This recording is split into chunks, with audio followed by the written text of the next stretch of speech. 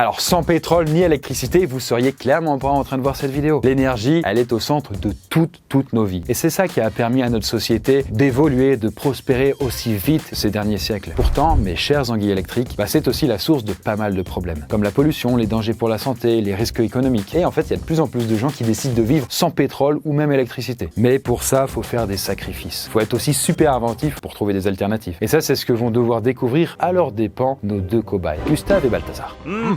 Et que ce soit pour s'habiller, se déplacer, se loger ou même se nourrir, tout va être chamboulé pour eux. Et d'ailleurs, si le sujet vous intéresse, je vous recommande vivement un documentaire Arte, ça s'appelle Électricité, le montant de la facture. Et ça nous emmène dans les coulisses de l'électricité en Europe et on découvre pourquoi le prix de l'énergie a augmenté de 42% en même pas 10 ans, ou quel est le problème avec EDF en France. Les problèmes, tu veux dire, Chris? Ah, je vois que t'as regardé le docu. Qu'importe, de toute façon, il y en a plein d'autres que je peux te proposer. Par exemple, j'ai créé une playlist sur les énergies de demain et tout un large choix de sujets qui font la continuité de cette chaîne YouTube. Et il s'agit de la plateforme Poisson Fécond Plus, où dedans je regroupe des docus qui sont dédiés à la culture générale, quoi. Là, on vous a fait une petite sélection. La plupart des docus ont reçu des récompenses et il y en a pour tous les goûts. Et comme c'est Noël, petit cadeau de dernière minute, un tarif réduit à 2,99 € par mois avec le code SAPIN. C'est dispo que pendant 2 semaines, donc vraiment dépêchez-vous. Pas d'engagement, pas de pub, vraiment, c'est cadeau. En tout cas, pour en revenir à nos cobayes, c'est Gustave qui va avoir le plaisir de vivre sans pétrole et Balthazar sans électricité. Entre nous, ça revient quasiment au même ces expériences. Eh bien, détrompe-toi Ariane, il y a bien plus de différences qu'il y paraît. Sans pétrole et sans électricité, quel objet disparaîtrait? Jusqu'où c'est possible de les remplacer? Quels sont les impacts sur votre quotidien? Et d'ailleurs, quel est le plus compliqué entre vivre sans pétrole et sans électricité? Eh bien, vous êtes un peu plus à penser que sans électricité, c'est plus dur que sans pétrole. On va voir ça tout de suite dans C'est quoi le pire? Alors on va y aller étape par étape pour retirer toute l'électricité et tout le pétrole à nos cobayes. Et d'ailleurs, dans ce scénario, ce sont les seuls à en être privés. Ils sont dans cette réalité, ils sont pas en train de rêver, ok? Alors pour commencer, on va voir comment déjà ça impacte leur façon de se fringuer, de s'habiller. On va voir aussi tous les accessoires et tous les objets qui les entourent, qu'ils ne peuvent plus avoir. Bref, l'idée c'est vraiment de les priver de tout ce qui implique du pétrole ou de l'électricité pour exister. Et c'est avec Bal qu'on commence. Donc là, Balthazar sans électricité, va falloir lui retirer certaines parties de ses fringues. Et avant les vêtements, il y a sa montre, ses appareils médicaux et même ses vêtements. Il lui reste plus que sa tenue d'Adam, comme on dit. T'es comme ça maintenant, Chris. Tu fous les cobayes à poil dès le début. En même temps, c'est pas ma faute si 100% de ces fringues, ils ont été faits dans une usine. Et une usine, ça peut pas tourner sans électricité. Mais c'est quand même possible de faire des vêtements sans électricité. À la main ou avec un métier à tisser manuel. Et là, Balthazar va devoir apprendre à tisser et à coudre, ou bien trouver quelqu'un qui veut lui faire, quoi. Et là, attention au choix des tissus, parce qu'ils doivent être collectés sans machine électrique. Sinon, ça ne marche pas et tu utiliserais l'électricité. Donc, tu peux pas utiliser une tondeuse électrique pour récolter la laine des moutons, par exemple. Voilà, bon, c'est pas hyper beau, mais en tout cas, ça fait le taf. Mais il doit maintenant trouver comment les laver. Et comment, d'ailleurs, il doit se laver lui-même. Parce que, il n'a pas le droit d'utiliser une machine à laver, ni même un chauffe-eau électrique. Et pareil pour le savon qui est fabriqué avec ces machines-là. J'aimerais pas sentir ces aisselles d'ici une semaine. Personne t'a demandé de faire ça, Ariane. Non mais, c'est une façon de parler, enfin. Alors, je vous rassure, on peut rester propre même sans électricité. Alors déjà, Balthazar, il peut nettoyer son linge à l'ancienne. C'est-à-dire frotter ses vêtements avec une planche à laver, les rincer et les sécher. Après, il peut aussi se fabriquer une machine à laver manuelle, un peu comme lui. Et pour chauffer l'eau de la douche, Balthazar peut utiliser du feu. Ou même des douches solaires, c'est-à-dire avec des poches noires qui captent la chaleur du soleil. Mais bon, rien que pour s'habiller et se laver, Balthazar doit faire des gros efforts. Et on va voir du côté de Gustave comment ça se passe. Alors bon, le pétrole c'est quand même ouf parce que c'est une énergie tellement simple à utiliser, c'est hyper efficace au niveau du rendement, et c'est une ressource tellement magique qu'elle permet de faire quasiment tout. C'est abusé. Tu l'as dit, c'est magique. Et là on va faire le même test avec Gustave, le test des fringues, et on va lui retirer tous les vêtements et les accessoires qui existent grâce au pétrole. Et en vrai, là, s'il se retrouve à poil, c'est à cause de la matière de ses vêtements. En fait, la plupart des objets qui nous entourent sont fabriqués vraiment, ça paraît fou, mais à base de pétrole. Par exemple, le plastique. Il n'y a pas que des objets, comme par exemple ce bidon qui est fait en plastique, mais aussi les fibres synthétiques des vêtements. Le pétrole est dans nos vêtements, parce que toutes les fibres en polymachin chouette que nous avons sur nous et le nylon, ça c'est du pétrole. Et même quand c'est du coton, ce qui est le cas de mon t-shirt, il a été teint avec du pétrole, transporté avec du pétrole, assemblé avec du pétrole. Il est absolument partout le pétrole. On se rend pas compte, mais il est absolument partout. Il n'y a pas un truc qu'on fasse dans la journée auquel on y échappe. Et résultat, pour s'habiller, Gustave doit sélectionner ses vêtements avec soin, qu'ils soient faits en laine, en coton, en soie, et de matière naturelle, quoi. Là aussi, il faut récolter tout ça sans pétrole, donc sans machine. Je le dis, mais ces vêtements pourraient même pas aller jusqu'à lui parce qu'il faut bien les transporter en camion et compagnie. Et les camions, ça roule avec du pétrole, ma petite. Du pétrole. Et du côté de l'hygiène, Gustave, il a les mêmes soucis que le professeur Ball. Parce qu'en effet, la plupart des appareils électroniques ont des pièces en plastique. Donc, votre machine à laver, votre chauffe-eau, il y a du pétrole dedans. Et donc là, Gustave doit laver son linge et chauffer son eau avec des solutions B. Ça a l'air déjà pas simple et on n'est qu'au tout début. Imaginez un peu la suite. Alors on n'en a pas forcément conscience, mais en France, on se déplace vraiment beaucoup. Pour aller bosser, faire ses courses, voyager, voir sa famille. Bref, quand c'est trop loin pour y aller à pied ou en vélo, pour ça on utilise de l'énergie. Et donc pour Balthazar, avec l'électricité, il peut oublier le métro, les trams, les trains qui sont propulsés à l'électricité. Bon ça va, il peut utiliser une vieille Kangoo qui carbure au pétrole. Eh non, en fait, tu peux même pas utiliser une voiture, n'importe quelle voiture, parce que toutes les voitures ont une batterie, même les voitures thermiques. Essayer de démarrer une voiture sans batterie, ça ne fonctionne pas. Putain, les enfoirés m'ont volé ma batterie, bordel de merde. Donc aujourd'hui, la plupart des véhicules, ils ont besoin d'un petit peu d'électricité au moins pour fonctionner. Et donc là, c'est fini les longs voyages pour Balthazar. Et au lieu de partir à l'autre bout du monde, il doit aller en randonnée près de chez lui. Ce qui est pas non plus catastrophique, on est d'accord. D'ailleurs, j'ai même pas parlé des chaussures tout à l'heure, mais en vrai, ça part. Parce qu'il faut aussi l'électricité pour la fabriquer. Et si vous voulez savoir ce que ça fait de marcher pieds nus pendant très longtemps, j'ai aussi une vidéo sur le sujet. Là, notre cobaye a pas l'air très content. Pourtant, il y a des avantages à se déplacer sans voiture, comme l'explique l'auteur Ivan Illich, qui avait écrit un bouquin sur le sujet. L'américain type consacre plus de 4 heures par jour à sa voiture en moyenne. Quand il roule, mais aussi quand il travaille, pour la payer, pour payer l'essence, les pneus, les péages, l'assurance, les contraventions, les impôts. Entre l'utilisation de la voiture, l'entretien ou le travail pour la financer, ça revient donc à 1500 heures par an pour faire 10 000 km de route en moyenne. Vu comme ça, on peut dire qu'il avance à environ 6 km/h. Autrement dit, en fait, même si notre bagnole, elle est utile, elle fait pas gagner tellement de temps que ça si on prend tout en compte. Et en termes de thunes, en moyenne, un Français dépense 4 500 € par an juste pour sa voiture. Donc c'est pas rien. Ok, on a compris. Mais il y a d'autres moyens de transport. Le cheval par exemple. Ah ouais, mais après, je suis pas sûr qu'il soit prêt à se déplacer en cheval, même en âne ou même en bateau à rame. Mais est-ce que Gustave a trouvé de meilleures solutions? Eh bien de son côté, si on retire tous les moyens de transport qui se basent à l'essence, il reste pas grand chose. Là on retire les voitures thermiques, les avions, les porte-conteneurs, etc. Et là vous dites, non mais c'est bon, il reste tous les véhicules électriques, comme les vélos électriques, les voitures, les trottinettes. Mais en vrai, même eux, on doit les supprimer. Parce que il y a plein de composants en plastique à l'intérieur, donc en pétrole. Et au-delà de ça, il faut toujours utiliser des véhicules thermiques pour transporter même des objets électriques qui sont en cours de construction. Là, Gustave se retrouve aussi à pied pour se déplacer.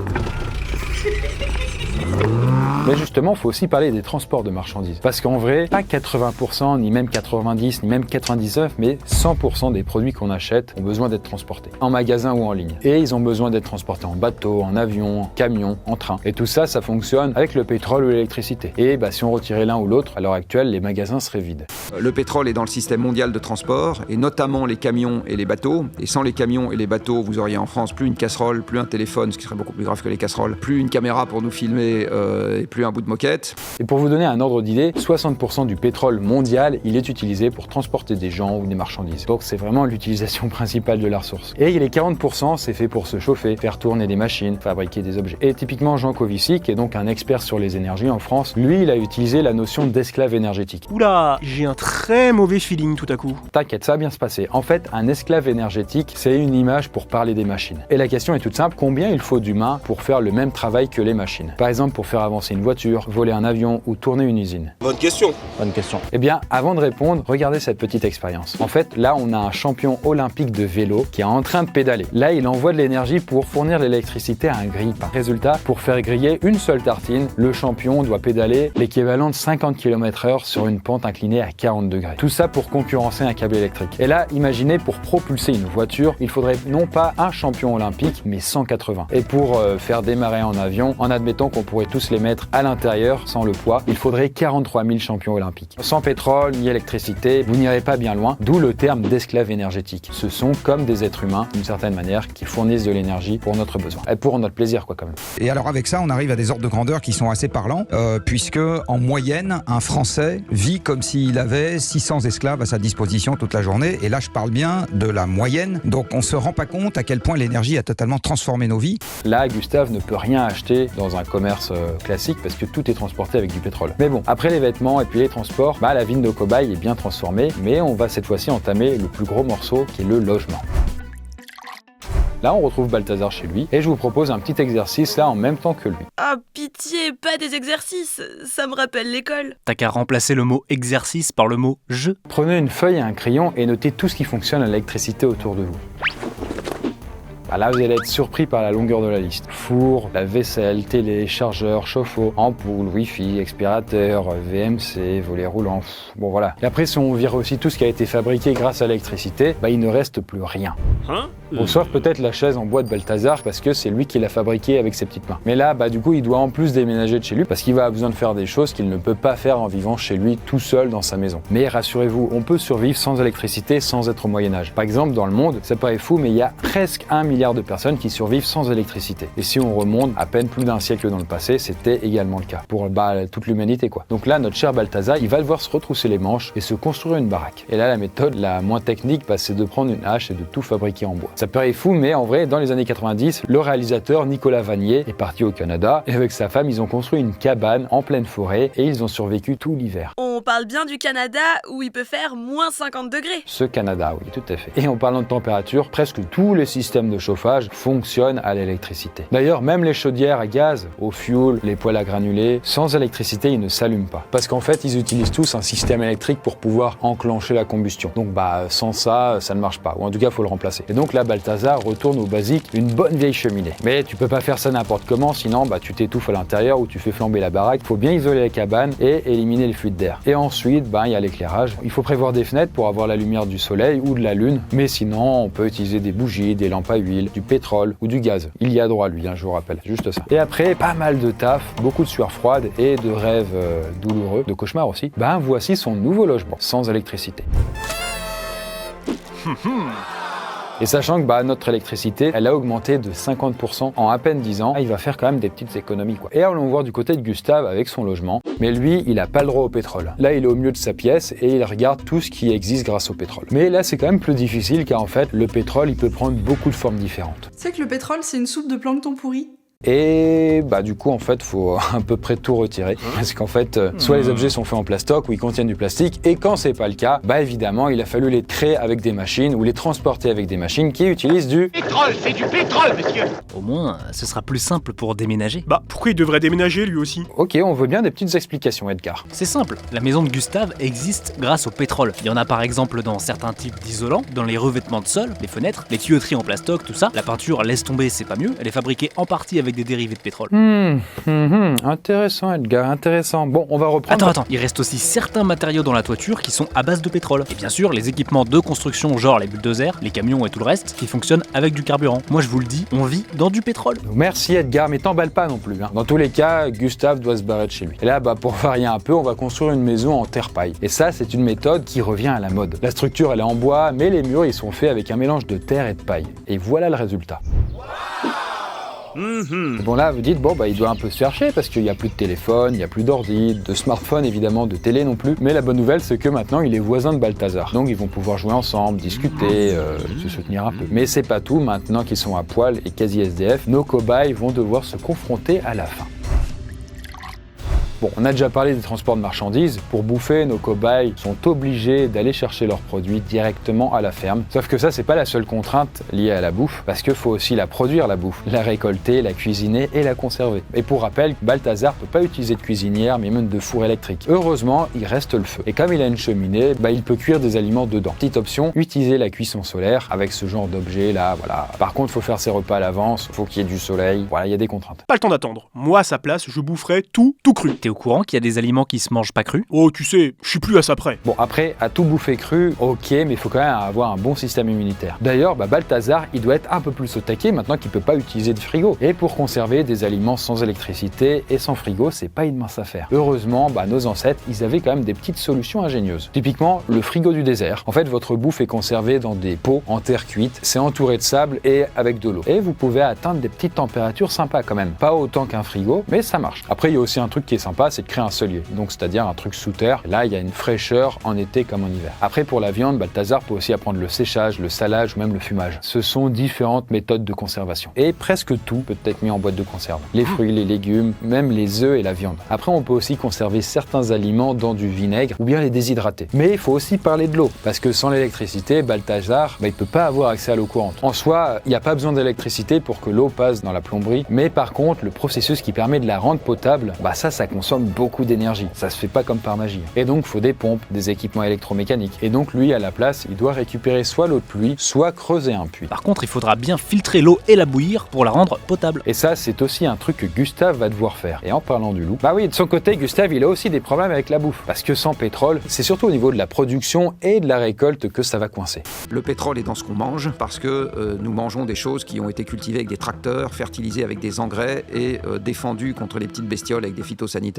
Tout ça, c'est du pétrole. Parce qu'en vrai, la majorité des tracteurs, ils sont alimentés en pétrole pour fonctionner. Mais aussi certains outils pour l'irrigation, ils fonctionnent avec du gasoil. Et aussi, les engrais chimiques et les pesticides, c'est issu de la pétrochimie. Voilà, du pétrole. Pour la faire courte, Gustave va aussi devoir produire sa propre nourriture. À moins qu'il trouve des agriculteurs qui font tout à la main. Faut pas utiliser d'emballage alimentaire en plastoc non plus, parce que c'est fait avec du pétrole. Bah, ça m'a coupé l'appétit. Et d'ailleurs, dernier petit détail, mais nos cobayes peuvent dire adieu à l'argent. En même temps, à quel point ils en ont besoin là, je sais pas. Mais bon, en tout cas, que ce soit l'argent physique, donc les billets ou les pièces, ou même l'argent numérique, tout ça, c'est fabriqué avec du pétrole. Mais surtout beaucoup d'électricité. Donc en vrai, là, pour acheter de la bouffe ou même des objets, nos cobayes vont devoir faire du troc. C'est un peu triché parce que les objets qu'ils vont obtenir seront issus du pétrole, mais bon. En tout cas, vivre sans pétrole ou électricité, c'est vraiment un sacré challenge. C'est deux énergies qui sont partout autour de nous et pourtant elles servent pas à la même chose. Et en vrai, elles sont tellement complémentaires que, vous l'avez vu au fur et à mesure, les conséquences sont grosso modo les mêmes. Et donc pour vivre sans l'un ou l'autre, nos cobayes ont dû renoncer à leurs vêtements, aux objets, au logement, transport, nourriture, etc.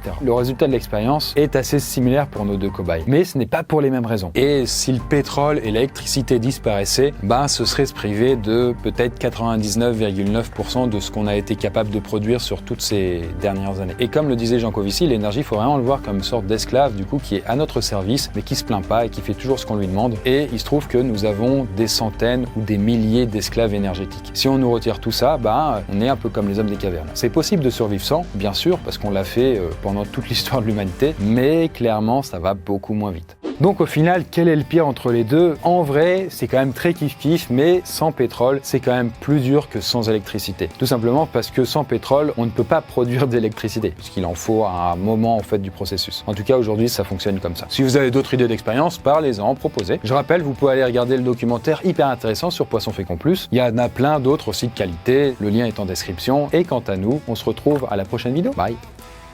Le courant passait bien aujourd'hui entre les cobayes. Contrairement à Edgar, qui était insupportable. Et encore, je me suis retenu.